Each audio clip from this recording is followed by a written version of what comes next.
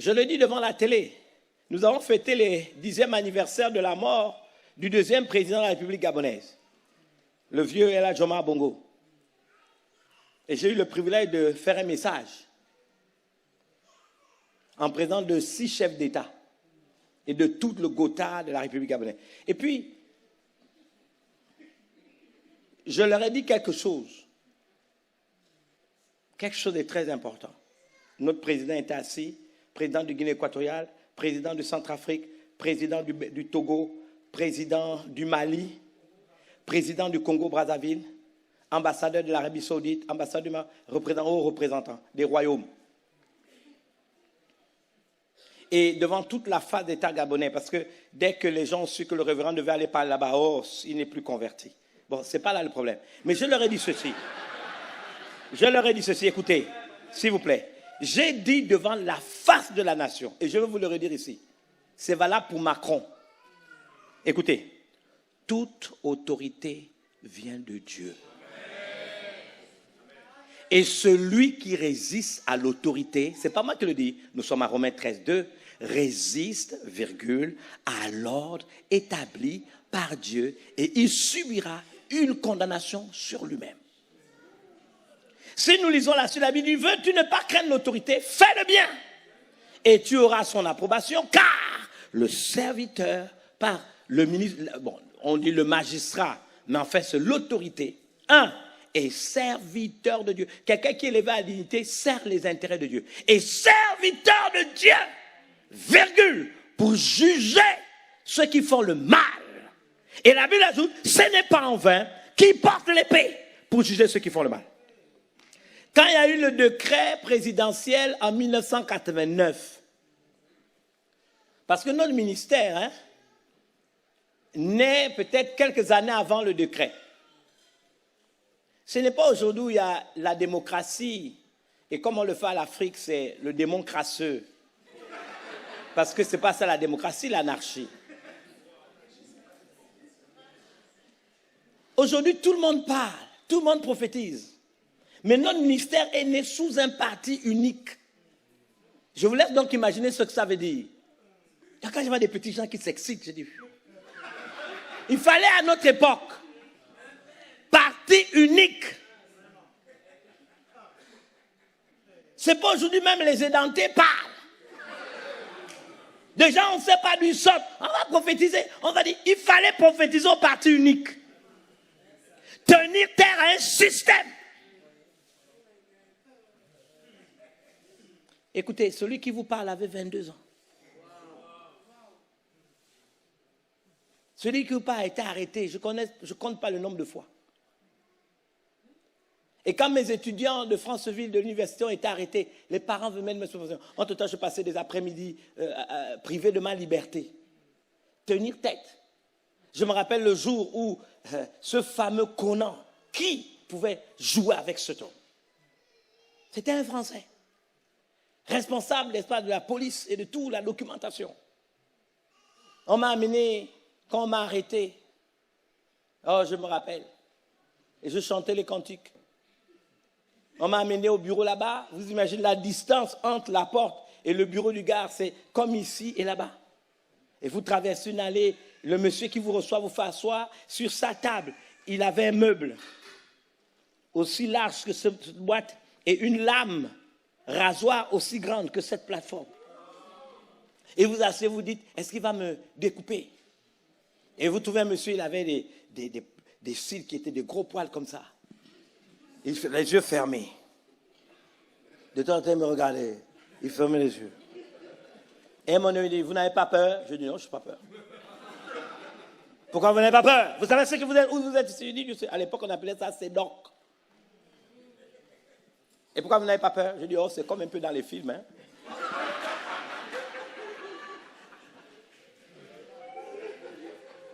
Écoutez, je vais vous dire quelque chose. L'autorité, c'est la persécution de 89. C'est là où Dieu m'a enseigné.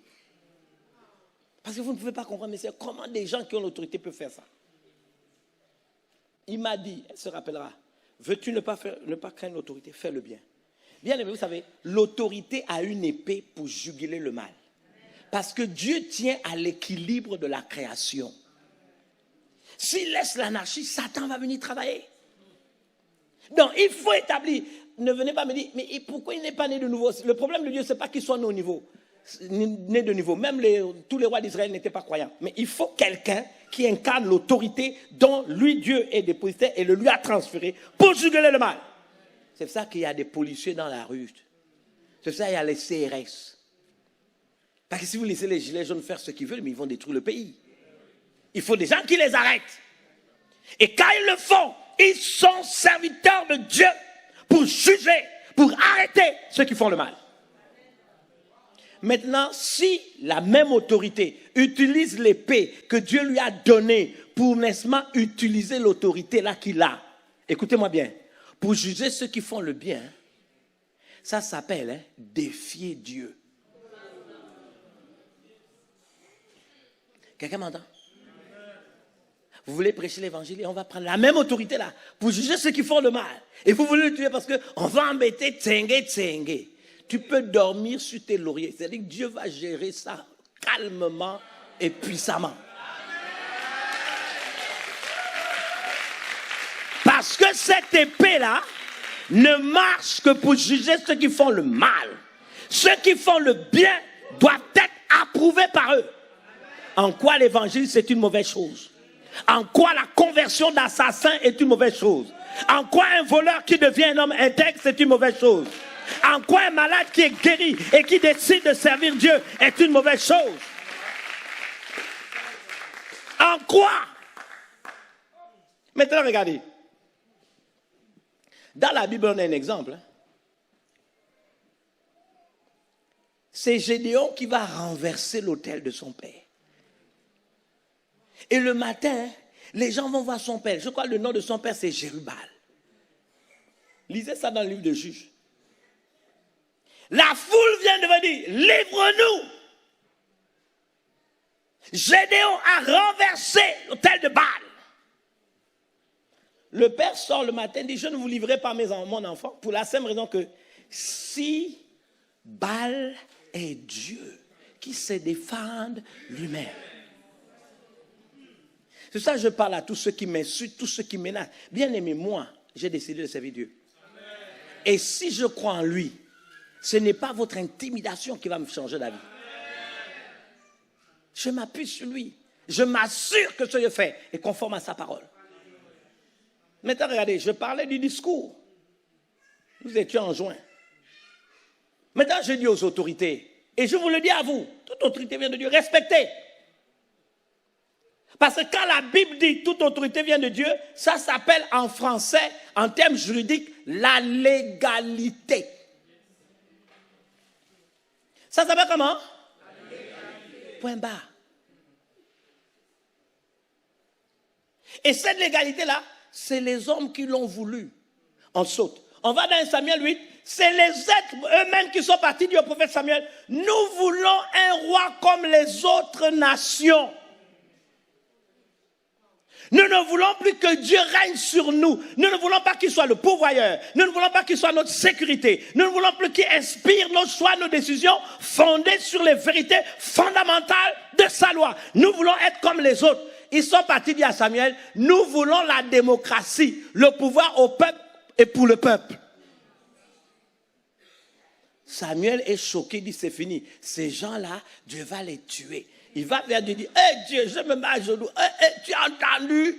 Dieu dit non, laisse-les. Parce que l'homme est un agent moralement libre. Dieu l'a créé à son image moralement libre. Il lui a dit, j'ai mis devant toi la vie, la mort, la malédiction, la bénédiction. Choisis la vie et tu vivras. Nous sommes libres de choisir. Dieu dit non. Samuel, ne sois pas frustré. Et d'abord, ce n'est pas toi qui rejettes. C'est moi qui rejette. En changeant de système de gouvernement, ils ont choisi de servir d'autres dieux. Tout système de gouvernement qui n'est pas inspiré par Dieu, c'est des divinités qui se cachent derrière. Oh révérend, vous racontez quoi? 60 millions de Français, je ne sais plus combien vous êtes, mais à l'époque, c'est combien aujourd'hui? Combien? Bon, 67 millions de Français, permettez-moi de vous dire que vous pouvez aller voter. Ce n'est pas 67 millions de Français qui décident de qui va être président de la République en France. Ça, c'est le jeu qu'on montre à tout le monde. Déjà, le corps électoral n'a jamais été le nombre de la population. Oui ou non? Bon, maintenant qu'aux États-Unis, il y a les grands électeurs, mais dans tous nos pays, il y a des grands électeurs. Il y a des lobbies, il y a des groupuscules qui décident dans l'ombre au nom et à lieu et en place de la majorité. Oh, révérend, vous racontez quoi? Écoutez, c'est Giscard d'Estaing en 74. Ce sont ceux qui connaissent l'histoire qui font l'histoire. On est en 1974, la première fois qu'un homme politique ose parler. Parce que qu'est-ce qui se passe? La France était gouvernée par les gaullistes. Lui, il était centriste. Et qu'est-ce qu'il a dit? Il a parlé d'alternance du pouvoir. Mais dans le vieux dictionnaire Robert, les anciennes éditions, vous allez voir que définition de l'alternance. L'alternance, n'est-ce pas, c'est une notion, n'est-ce pas, qui parle de changement, mais le vieux dictionnaire avait bien ajouté à partir d'un groupe donné. Donc ce n'est pas changement sur la base de 67 millions de Français, mais sur la base d'une même génération de 68. Donc vous allez trouver des gens, c'est les mêmes. Ils croient même chose. On s'en fout qu'ils se disent de gauche, on s'en fout qu'ils se disent de droite, on s'en fout. Mais ils viennent des mêmes cercles. Vous avez découvert qu'ils étaient collègues à l'ENA, vous avez découvert qu'ils étaient collègues je sais pas, la régie des mines, vous avez découvert qu'ils étaient collègues peut-être à Polytechnique, c'est toujours les mêmes.